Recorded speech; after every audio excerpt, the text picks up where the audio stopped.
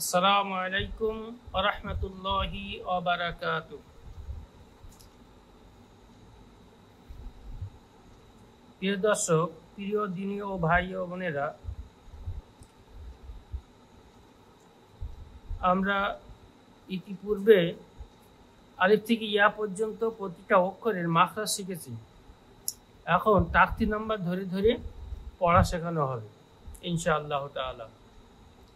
আউযু বিল্লাহি মিনাশ শাইতানির রাজীম।